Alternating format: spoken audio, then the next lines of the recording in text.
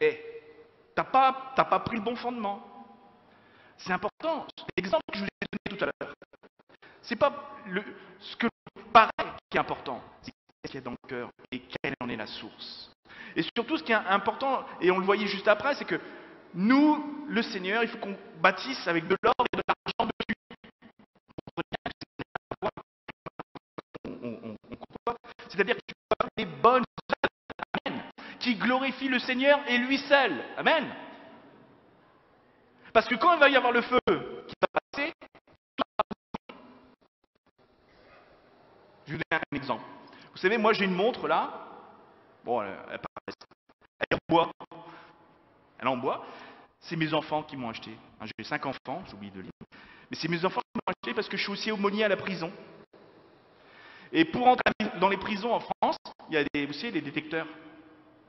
Alors à chaque fois, il fallait que j'enlève ma montre et tout ça. Donc, avec une montre en bois, je passe. Amen. Et bien, ça sera pareil pour le feu. L'image, elle est là. C'est pas la qualité du truc, c'est pourquoi c'est fait. Moi, c'est aller voir les prisonniers pour faire quelque chose pour Dieu que j'ai ça. Donc, elle passera à travers l'esprit. Je veux dire, c'est pas, elle aura beau être en or, si jamais je le fais pour ma gloire, pour me glorifier moi, ça sert à rien. C'est ça que Jésus-Christ est en train de dire là, dans Marc 13. Attention.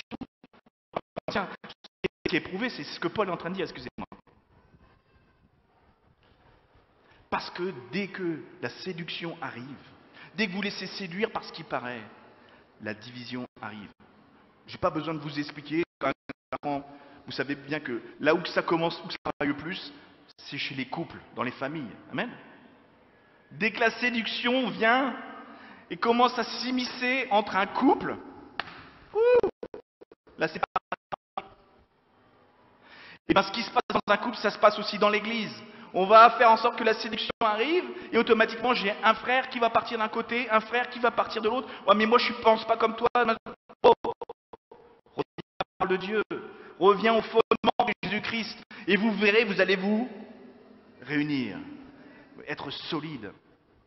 La vérité c'est Jésus. Et pourquoi je dis ça? Parce que la vérité, j'ai trouvé dans la parole, si vous faites ci, si vous faites ça, c'est la vérité, je vous le dis. Donc moi, la question que je pose toujours aux gens, est-ce que tu penses posséder la vérité? Les gens, oui, c'est super. Bah moi, je dis, je ne peux pas posséder la vérité parce que la vérité, c'est Jésus-Christ. Je ne possède pas Jésus-Christ. Ce que j'essaye de faire, c'est de suivre Jésus-Christ, de suivre la vérité. Et pour ça, il m'a beaucoup aidé. C'est-à-dire qu'il a fait en sorte que Jésus-Christ, c'est aussi la parole faite chair. Donc, cette parole me guide, c'est le chemin, d'accord, vers la vérité, c'est Jésus-Christ, pour avoir la vie éternelle avec Jésus-Christ. Amen. Il a tout fait. C'est super. On n'a plus grand-chose à faire. Non, il faut suivre Jésus-Christ. Et suivre la vérité, c'est différent de posséder la vérité. Parce que dès qu'on dit je possède la vérité, c'est-à-dire je possède Jésus-Christ, tu ne peux pas posséder Jésus-Christ. Parce que cette vérité, quand tu la suis, tu verras que dans certaines circonstances, elle va t'inviter, elle va t'emmener ailleurs. Ah mais moi je croyais que c'était comme ça qu'il fallait faire. Et franchement, je ne vais pas rentrer dans la polémique des églises. Il y a plein de choses qui sont pratiquées dans des églises où on se dit ah mais attends, c'est pas comme ça. Et plein d'autres choses qui disent ouais non. Mais est-ce que cette église, la source, c'est bien et le fondement Jésus-Christ? On est clair que la confession de foi, il faut qu'on soit sur la confession de foi. Hein? Dieu le Père, Jésus-Christ le Fils, le Saint-Esprit et l'Église. Ça, c'est les principes. Mais après, faire attention aux pratiques, ce qui est fait et pourquoi, qu'est-ce qui inspire tout ça. Jésus, toujours dans Marc 13, disait, versets 21 à 23, si quelqu'un vous dit alors, le Christ est ici ou il est là, ne le croyez pas. Les prodiges et les miracles pour séduire les élus, s'il est possible. Soyez sur vos gardes. Je vous ai tout annoncé d'avance. Amen. Cette femme qui se prend pour Christ, Déjà, quand quelqu'un me dit « Oh, Jésus-Christ, il est là-bas », c'est mort, c'est fini. Ce n'est pas lui. Parce que ce qu'enseigne vraiment la parole, et je sais que justement les femmes, ce qui est écrit, c'est que quand il va revenir, oh là, on va le voir. On saura que c'est lui. Vous inquiétez pas. Tu n'auras même pas le temps de réfléchir que, oh. Et c'est ce que dit. C'est ce que dit tous ces textes. Alors soyons vraiment comme les gens de Béret. Examinons sans cesse la parole de Dieu pour voir ce qui est dit exactement. Faisons en sorte que quand quelque chose a été dit ou inspiré même du Saint-Esprit, tout ça, mais pourquoi Seigneur tu veux dire ça en ce moment? Où est-ce que tu veux m'emmener? Quel travail je dois faire? On doit toujours être, je dirais, proactif avec la parole de Dieu. Amen. Il ne faut pas s'attendre à ce que c'est la parole de Dieu, tout ça qui va faire les choses à ma place. C'est moi qui bouge avec cette parole et qui suis la vérité qui est Jésus-Christ, qui travaille et qui fait des choses pour glorifier notre Seigneur. Amen. Et quand on fait ça, on voit des choses puissantes. Alors si je vous dis ça ce matin, c'est parce que je pense vraiment que dans la saison que nous vivons et ce que nous devons partager, les chrétiens, l'Église en général, doit changer radicalement de style de vie. Waouh, mais attends, comment ça? Bon, si j'allais vraiment à l'extrême, comprenez bien, ça veut dire que, si je vous donne un exemple, je ne vous demande pas de faire ça, mais si vraiment fallait faire le mieux, on deviendrait tous Amish. Je ne sais pas si vous connaissez les Amish, c'est les chrétiens aux États-Unis, mais il y en a aussi en France, un peu partout. Ils ont refusé l'électricité. Alors eux, ils sont 100% écolos, ils sont bien. Bon, après, ils ont des autres façons de croire la parole de Dieu. Après, on pourrait dire, oui, mais du coup, on va devenir complètement communautariste, on va se séparer du monde. Donc, c'est pas bon. Dieu veut qu'on soit dans le monde. Mais si on est dans le monde et qu'on n'arrive pas à changer, impacter la société, ça ne sert à rien. Il y a un problème. Et le vrai problème, il est que, comprenez bien ce que je veux dire, c'est que l'Église, ce n'est pas un business. Mais c'est l'Église qui doit favoriser le bon business dans la société. Amen. Vous comprenez, ce n'est pas l'inverse. L'Église ne doit pas devenir un business. Mais l'Église doit former et préparer les gens à développer une économie sociale équitable pour le monde. Amen. Oh là, je sais que j'en touche beaucoup. Et je la même chose actuellement en France, partout dans le monde. On est tous d'accord, c'est que plus ça va, les pauvres sont pauvres et les riches sont riches. C'est contre la parole. D'accord? Et même si tu te dis chrétien, c'est pas le problème. À un moment, il faut comprendre qu'il faut appliquer cette parole. Mais ça demande quoi? Que nous, les chrétiens, on commence à changer notre style de vie. En suivant au maximum la parole de Dieu, simplement. Quand Dieu a dit à Abraham cette promesse, tu vas avoir une grande prospérité, prospère, et surtout tu vas avoir une grande postérité. Donc ces deux promesses-là. Mais la prospérité, c'est pas l'argent, c'est que tu vas être prospère, c'est que tu vas développer ta famille, ton système économique, la bénédiction. Amen. Développer la bénédiction. Et c'est ça que Dieu veut que l'on vive maintenant. Pourquoi ce texte de Marc 13, vraiment, Jésus va très loin. Et si c'est bien marqué dans ce passage, des choses terribles vont arriver. Et même il précise pour pas que ça arrive l'hiver. Moi, ça m'a interpellé, mais je me dis, pourquoi Seigneur, tu te préoccupes de savoir ça? Ça veut dire que, bon, si on était au Congo, ça va, c'est pas gênant. L'hiver aussi, ici, c'est agréable. Mais on sait ce que ça veut dire. Bon, maintenant il neige moins, mais quand même, quand il fait froid, il fait froid. Il dit ça, et surtout, après, il dit, mais attendez, des choses douloureuses vont arriver. ne change pas un style de vie pour non pas se contenter d'un petit peu de bénédiction, mais maintenant il faut vraiment être unis les uns aux autres pour que Dieu verse davantage de bénédiction. Amen. On est tous d'accord. Le problème, c'est pas Dieu, c'est nous. On est d'accord.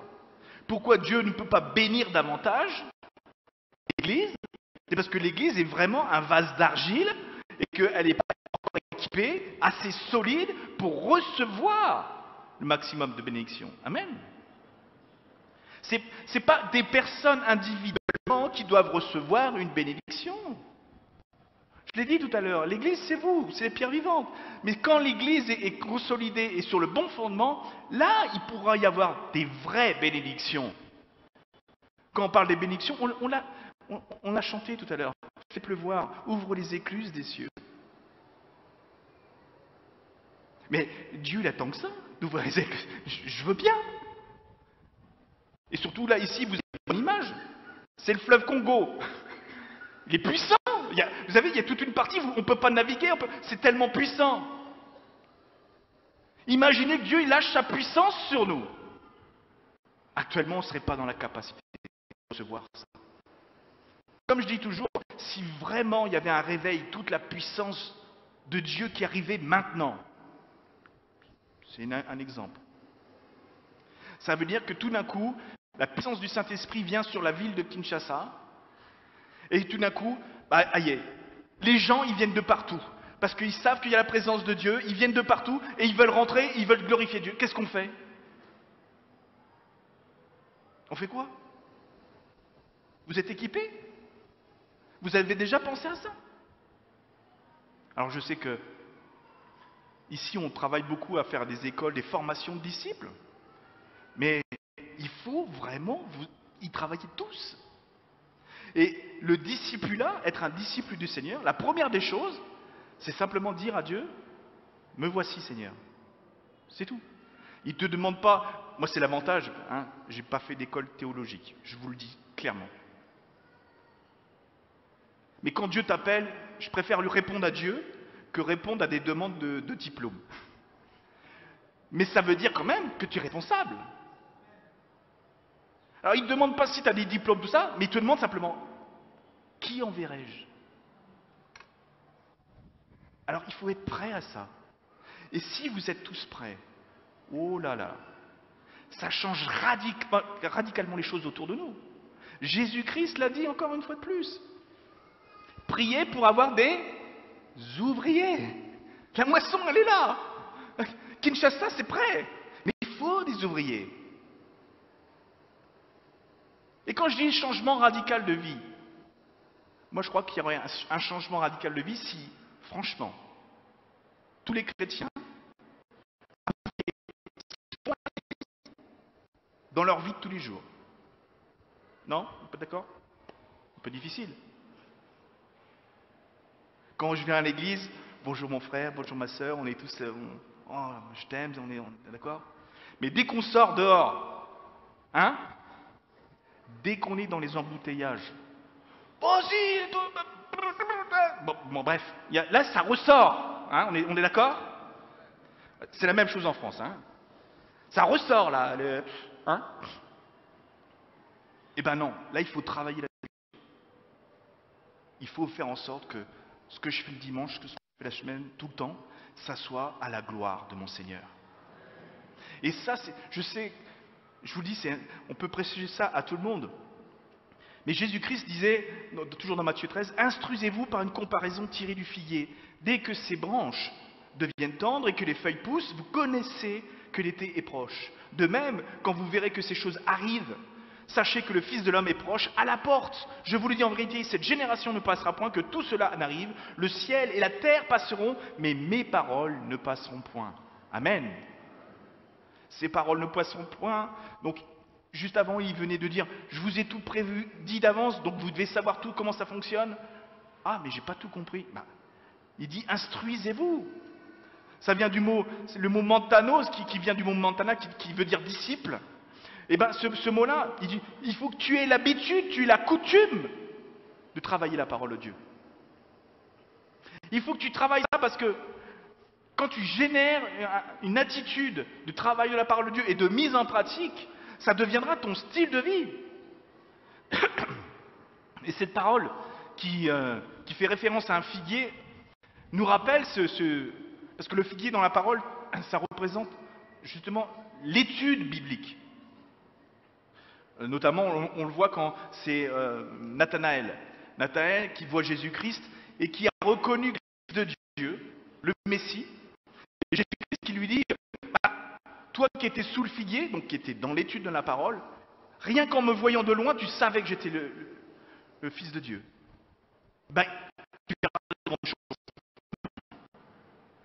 C'est la parole de Dieu, l'enseignement de l'étude de la parole qui lui a montré et révélé que Jésus-Christ était le Messie. Et ça, quand vous travaillez cette parole de Dieu, quand vous êtes à l'ombre du figuier, c'est ça que ça représente, ça va changer votre style de vie. Et vous verrez de plus grandes choses. Amen. C'est pas ça qu'on voit?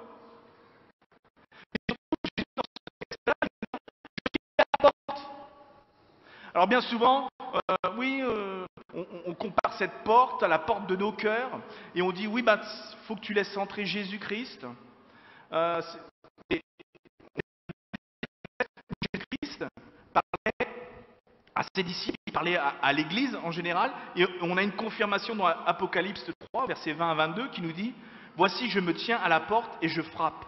Si quelqu'un entend ma voix et ouvre la porte, j'entrerai chez lui, je souperai avec lui, et lui avec moi. Celui qui vaincra, je le ferai asseoir avec moi sur mon trône, comme moi j'ai vaincu et je me suis assis avec mon Père sur son trône.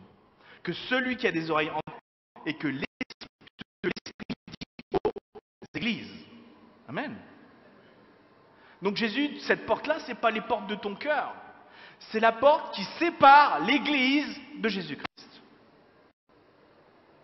Cette porte-là, alors souvent dans les enseignements, on dit « Oui, mais tu sais, cette porte-là, il n'y a qu'une poignée à l'intérieur, c'est toi qui dois décider si tu veux ouvrir à Jésus-Christ. » Il y a d'autres qui ont représenté la porte avec la poignée du côté de Jésus-Christ, peu importe. Pour moi, cette porte-là n'a pas de poignée.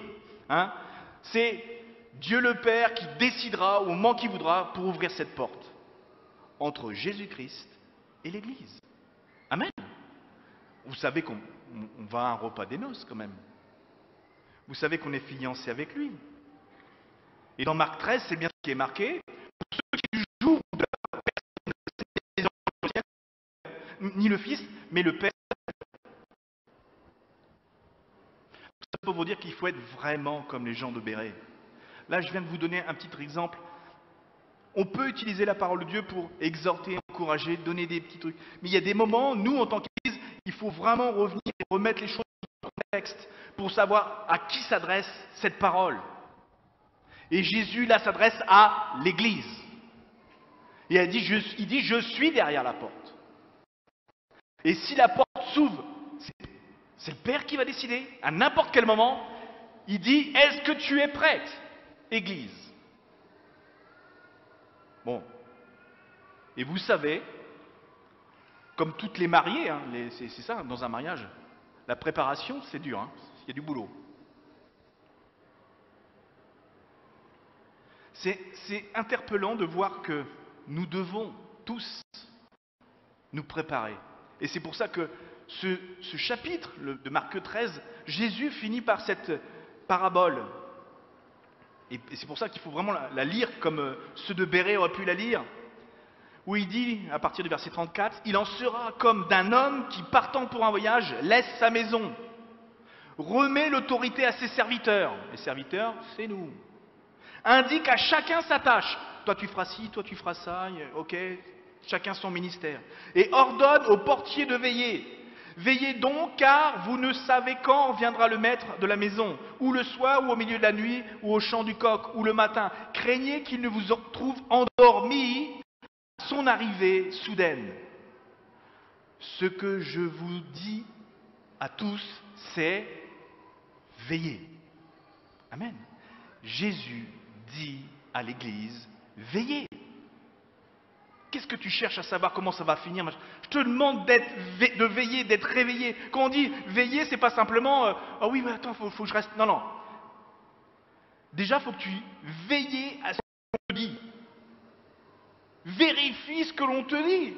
Si c'est bien l'origine, la parole de Dieu, et surtout si c'est bien sur un fondement qu'est Jésus-Christ. Amen. Et pour ça, on a le Saint-Esprit. L'esprit de discernement. C'est lui qui vient nous aider à faire en sorte que, Seigneur, quand tu une recherche véritable en disant, Seigneur, montre-moi où est la vérité, qu'est-ce qui est enseigné, qu'est-ce qui se passe, montre-moi, aide-moi, hein. Saint-Esprit, viens, il va te montrer. Veillez à ce que l'on vous dit. Veillez surtout à ce que vous croyez, c'est bien vrai. Vous savez, ça fait 12 ans que je suis pasteur à plein temps, mais je tiens à vous l'avouer, j'ai des choses dans mon cœur qui ont changé. Dieu m'a transformé. Au début, je croyais certaines choses que maintenant, je ne crois plus. Pourquoi? Parce que à force de pratiquer la relation avec le Seigneur, il m'a montré des choses. Alors, il y a des exemples, il y en a plein, mais... Et je crois qu'il faut veiller ça et travailler avec Dieu. Donc, veiller à tout ce qui est en fonction de la Bible. Mais surtout, je crois qu'il faut...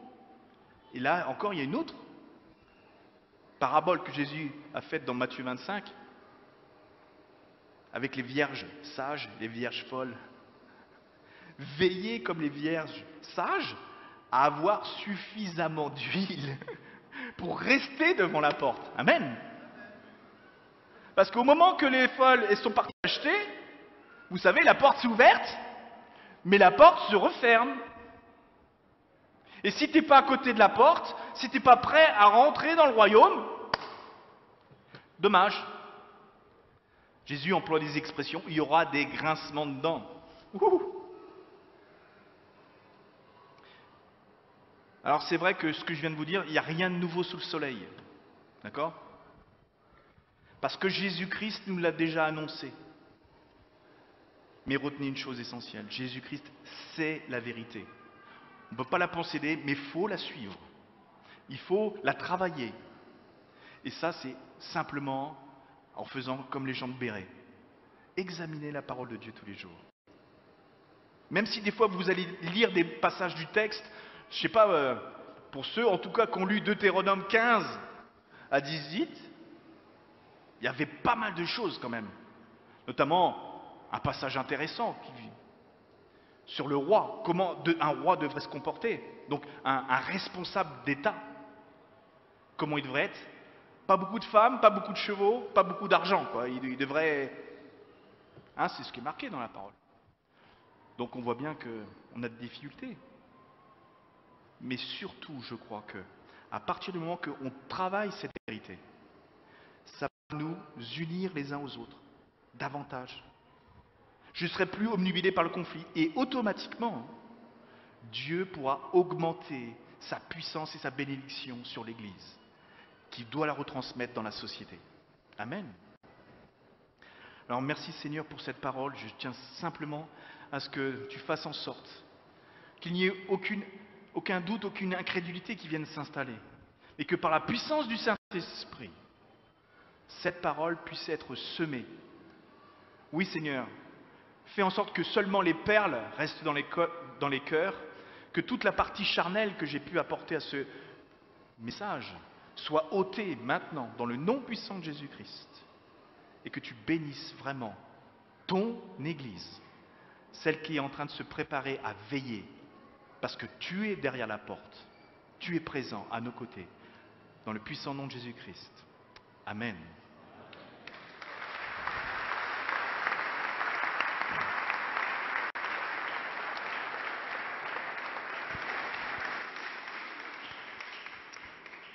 Amen. Nous allons prier.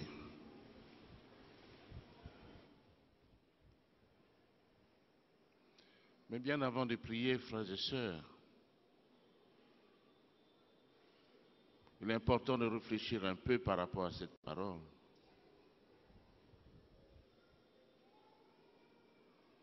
Il est dit que les Juifs de Béret avaient des sentiments plus nobles que ceux de Thessalonique.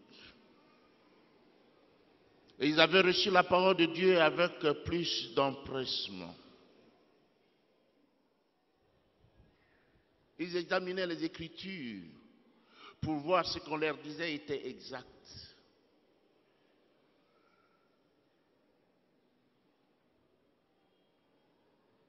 C'est vrai que le dimanche, nous prêchons. Le vendredi, nous exhortons. Mais le mercredi, c'est le moment d'examiner les Écritures. On a des études bibliques. Et beaucoup d'entre nous se font supplier pour venir aux études bibliques.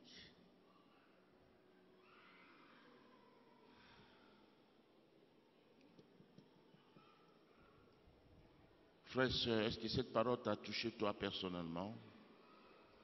Si oui, que tu voudrais qu'on prie pour toi, tu peux tout simplement lever ta main et nous allons prier pour toi. Si tu veux prendre la décision de venir aux études bibliques, tu peux lever ta main. Toi aussi qui utilises la parole de Dieu à ta guise, au lieu de la suivre, au lieu de suivre les traces du Seigneur, de marcher sur ses traces, tu utilises la parole de Dieu comme bon te semble. Tu l'appliques à ta façon de voir les choses.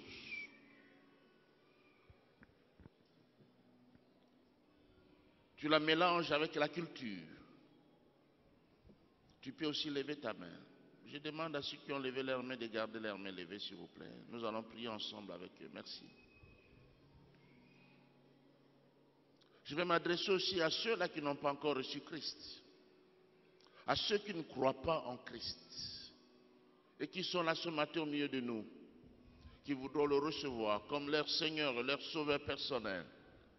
Qui lèvent aussi leurs mains. Merci. Gloire au Seigneur. Merci. Vous qui avez levé vos mains, veuillez vous lever là où vous êtes. Et nous allons prier ensemble avec vous.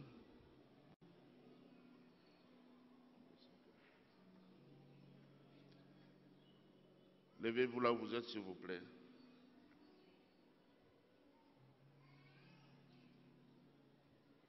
Merci. Frère Ernest.